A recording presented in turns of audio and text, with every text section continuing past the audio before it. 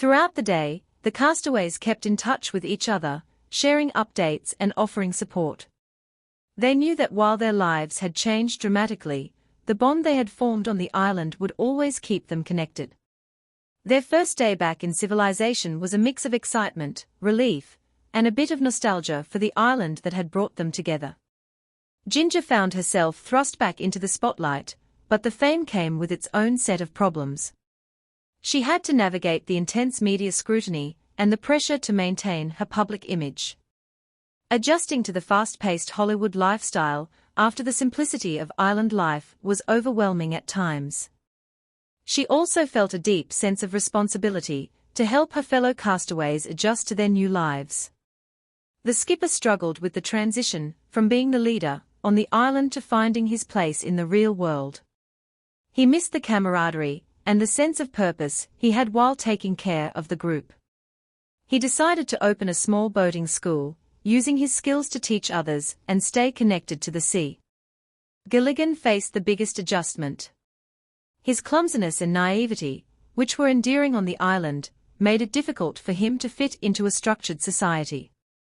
He found solace in working with the skipper at the boating school, where he could still be himself without judgment.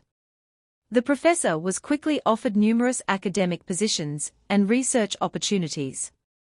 However, he found it challenging to reintegrate into the academic world after years of practical problem-solving on the island. He eventually wrote a book about their experiences, which became a bestseller and helped him find a new sense of purpose. Mary Ann returned to her family farm, but she found it hard to adjust to the routine after the adventure-filled days on the island. She missed the close-knit group and the sense of community they had built. She started a small business selling homemade goods, which allowed her to stay busy and connected to people.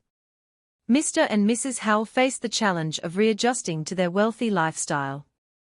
They had grown accustomed to the simplicity of island life and found the opulence of their former world somewhat hollow. They decided to use their wealth to support charitable causes, particularly those helping people stranded or in need, inspired by their own experiences. Despite these challenges, the castaways remained close. They frequently met up to reminisce about their time on the island and support each other through the ups and downs of their new lives.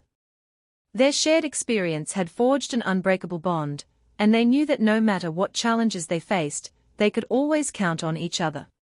Yes, a few of the castaways did return to the island for a visit, driven by a mix of nostalgia and a desire to reconnect with the place that had become a significant part of their lives. Ginger was the first to suggest a reunion trip. She felt a deep connection to the island, where she had discovered her inner strength and resilience. She proposed the idea to the others, and they all agreed it would be a meaningful experience. The skipper and Gilligan were excited about the trip. The skipper missed the sense of leadership and adventure, while Gilligan was eager to revisit the place where he had so many fond memories, despite the mishaps. The professor saw the trip as an opportunity to study the island's unique ecosystem once more.